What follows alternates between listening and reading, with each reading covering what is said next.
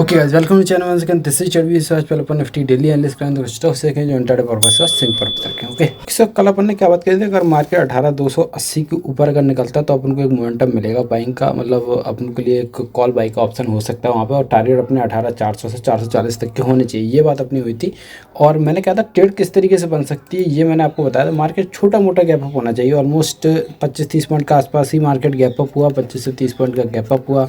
Market immediately retest करने आया 18290 280 के लेवल को, एंड देन वहाँ से बाउंस बैक किया। यहाँ पे एक ट्रेड बनी थी, मैंने भी यहाँ पर ट्रेड ली थी और एक अच्छे मतलब ऑलमोस्ट 1 रेशियो 1 के ऊपर का ही प्रॉफिट इसमें हुआ था। और उसके बाद फिर मैंने, क्योंकि मार्केट मुझे रेजिस्टेंस लेता हुआ दिख रहा था यहाँ पर, तो फिर मैंने क्या, अगर 18340 इज द छोटा मोटा, मुझे लग रहा था अगर 18340 350 इज द छोटा मोटा रेजिस्टेंस, तो इसको अगर मार्केट को निकलना है तो झटके से यहाँ से निकल जाना चाहिए।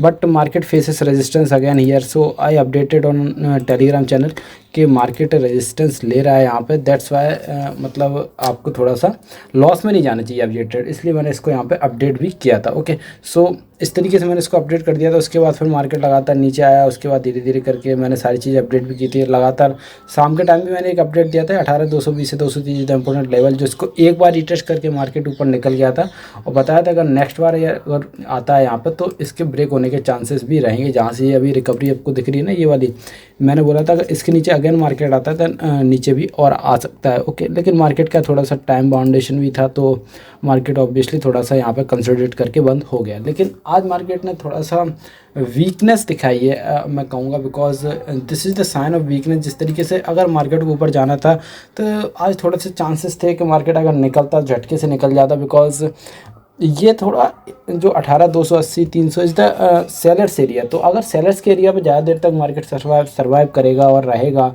और वहाँ पे ऑलमोस्ट ऊपर नीचे करेगा थोड़ा सा, तो फिर ये सेलर्स का एरिया, तो सेलर्स कभी भी इसको नीचे ला सकते हैं। इसलिए मार्केट को झटके से निकलना चाहिए था, बट आज मार्केट निकल नहीं पाया, मार्केट थोड़ा सा नीचे की तरफ ट्रैक हो गया।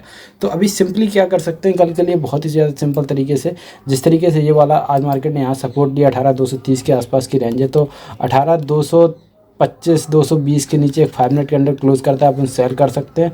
और टारगेट जो अपने होंगे ऑलमोस्ट 18160 का पहला टारगेट, उसके नीचे 18100 और उसके नीचे फिर 18050 तक के टारगेट अपने हो सकते हैं। ओके इन केस मार्केट अगर यहाँ कहीं गैप डाउन खुल जाता है 18160 के आसपास और देन फिर यहाँ पे आता है कहीं सपोर्ट लेता हुआ दिखता है, यहाँ पर रेजिस्टेंस लेता हुआ 5 मिनट चार्ट पे, यहाँ पे कोई रेड कैंडल बनाता है इस तरीके से, उसके नीचे निकलता है, देन अपन फिर से सेल कर सकते हैं। बट अपन को गैप डाउन केस में थोड़ा सा वेट करना पड़ेगा, या तो अपन 5 मिनट कैंडल, अगर कोई अपन को बुलिस कैंडल 5 मिनट इस तरीके से बनती हुई दिखे उसके नीचे निकलता है तो अपन यहाँ पे एसेट डाल के ट्रेड ले सकते हैं in case of gap down. और या फिर मार्केट को थोड़ा सा पुल बैक का अपन समय देंगे, पुल बैक लेगा मार्केट, उसके बाद कोई रेजिस्टेंस पे रेजिस्टेंस लेता हुआ दिखेगा और वहाँ से फिर रेड कैंडल बनाएगा, दैन नीचे आता है, दैन अपन फिर से ट्रेड ले सकते हैं फॉर द सेल साइड। कहने का मतलब यह है कि गैप डाउन के केस में भी सिनेरियो थोड़ा सा सेलिंग का ही रहेगा, बस देखना है अगर पुल बैक की तरफ आता है तो अपन पुल बैक का वेट करेंगे, अदरवाइज एक स्ट्रॉन्ग रेड कैंडल मिलती है 5 मिनट चार्ट पे पहली कैंडल, तो अपन उसके नीचे निकलते ही अपन ट्रेड ले सकते हैं, अगर उस कैंडल के ऊपर अपना एसएल होना चाहिए। बाइंग की अगर बात करें तो बाइंग अभी अपन करेंगे 18350 के ऊपर ही, 18300 350 इज़ द रेंज जहाँ पे मार्केट रेजिस्टेंस लेता है, अच्छी तरीके से आज रेजिस्टेंस लिया है।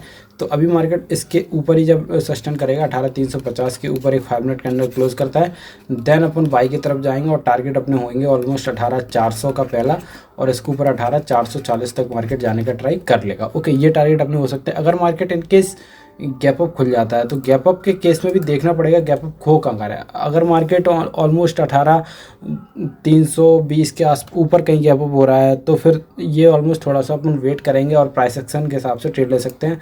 अगर प्राइस एक्शन थोड़ा सा अपन को इस तरीके का प्राइस एक्शन मिलता है देन अपन बाई की तरफ ही जाएंगे, और थोड़ा सा गैप अप केस में बाई की तरफ जाएंगे, लेकिन अपन को प्राइस एक्शन का वेट करने के बाद। गैप डाउन के केस में अगर पुल बैक लेता है तो अपन रेजिस्टेंस का वेट करेंगे, अदरवाइज 5 मिनट कैंडल अगर स्ट्रॉन्ग रेड कैंडल बनती है देन उसके नीचे भी ट्रेड लिए जा सकती है। अदरवाइज फ्लैट खुल के नीचे आता है तो 18220 के नीचे अपन सेल कर सकते हैं for the intraday purpose. Target अपने होंगे ऑलमोस्ट 18160 18100 18050 तक के टारगेट अपने हो सकते हैं for the intraday purpose. Okay market is looking slightly weak, आज पहला साइन दिया इसने नेगेटिविटी का, तो देखते हैं अगर मार्केट कल इसको फॉलो थ्रू देता है तो मार्केट फिर से 18050 18100 के लेवल को रिटेस्ट करने आ सकता है। Okay so now we will talk about some stocks. So first stock will be SBI. ये एसबीआई मैंने आपको अभी 3-4 दिन पहले की वीडियो में बताया था कि जब भी मार्केट मतलब वीकनेस आएगी मार्केट में तो निफ्टी बैंक से आएगी और पीएसयू सेक्टर से आने वाली ये वीकनेस। तो आज भी देखो तो bank of Baroda, state bank of India और पीएनबी, पंजाब नेशनल बैंक, ये सारे स्टॉक्स ऑलमोस्ट 2 से 3% डाउन थे।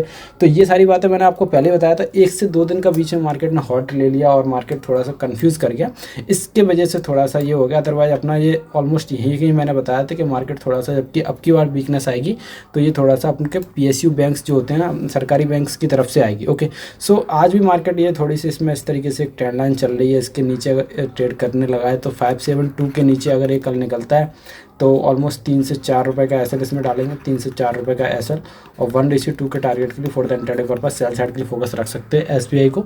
सो 572 के नीचे सेल कर सकते हैं, 3 से 4 रुपये का एसएल 1:2 के टारगेट के लिए for the intraday purpose sell side के लिए फोकस में रख सकते हैं। Okay, next stock will be Ami Organics. तो Ami Organics is looking good but wait करेंगे। अगर मार्केट थोड़ा सा ख़राब रहता है तो अपन उसको अभी के लिए छोड़ भी सकते हैं, बट अगर मार्केट थोड़ा सपोर्ट करता है तो ये स्टॉक फोकस में रह सकता है for the buying side, because ये जिस तरीके से होल्ड कर रहा है अपने ऊपरी लेवल पे, एक ट्रेंड लाइन ऊपर की तरफ इसमें चल रही है और ये ब्रेक करता है ऑलमोस्ट 1060 से 1050 के लेवल के ऊपर।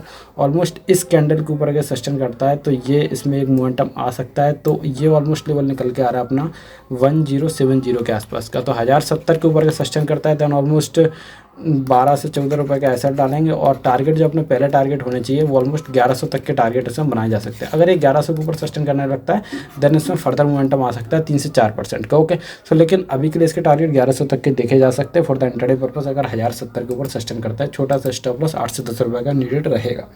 Next stock will B bank of Baroda. ये तो मैंने आपको 187 के आसपास बोला था कि इसमें वीकनेस आ सकती है और वहाँ से और धीरे धीरे करते हुए ये ऑलमोस्ट अगर आप देखने जाएंगे सो ऑलमोस्ट कहाँ पे आ गया, एक मिनट चेक करते हैं इसको। So Bank of Baroda is looking slightly weak अभी भी, लेकिन अभी ये देखो आज के दिन ऑलमोस्ट 178 के आसपास आ गया, ऑलमोस्ट 187 से 178 के आसपास। आज भी 3% के आसपास, नियरली 3% डाउन था। तो आप लोग समझ रहे हो कि देखना पड़ता है कि वीकनेस कहाँ से आ सकती है। पीएसयू सेक्टर इज लुकिंग, मतलब अभी तक पीएसयू सेक्टर जिस तरीके से मूव कर रहा था तो जब भी वीकनेस आएगी तो इसी से आएगी, बिकॉज ये एक्स्ट्रा स्ट्रेच दिख रहा था। ओके, सो अभी के लिए कल भी इसको फोकस में डाल सकते हैं, लेकिन फोकस में कैसे डालना है मैं बताता हूँ आपको। अगर 177 के नीचे निकलता है, वो 177 के नीचे एक 5 मिनट कैंडल क्लोज करता है, इसको फिर से फोकस में डाल सकते हैं। 2 से 2.5 रुपये का एसएल, 2 से 2.5 रुपये का एसएल और 1:2 के टारगेट के लिए for the intraday purpose sell side के लिए बैंक ऑफ बड़ौदा को फोकस में रख सकते हैं। ओके, सो इसको 177 के नीचे फोकस डाल सकते हैं फॉर द सेल साइड। अगर ये 177 के नीचे सस्टेन करता है देन स्लाइटली और भी वीक हो सकता है। नेक्स्ट और last stock will be Divi's lab. Divi's lab is slightly looking good. So इसको थोड़ा सा अपन बाइंग की तरफ ही जाएंगे इसके लिए, तो इसको किस तरीके से फोकस में डालना है। So Divi's lab is looking good और अभी देखो ऊपर के लेवल भी सस्टेन कर रहा है और ये इसका छोटा सा रेजिस्टेंस एरिया है, लेकिन अगर ये ऑलमोस्ट 3400 के ऊपर सस्टेन करने लगता है, बिकॉज जिस तरीके से सस्टेन कर रहा है ना ऊपर के लेवल, यहाँ पे इसने एक अच्छा मूव दिया, 2-3 दिन कंसोलिडेट किया, फिर मूव दिया, फिर यहाँ पर लगातार इसने कंसोलिडेट करके आज अच्छी कैंडल बनाई है विद द वॉल्यूम्स भी इसके अच्छे आ रहे हैं।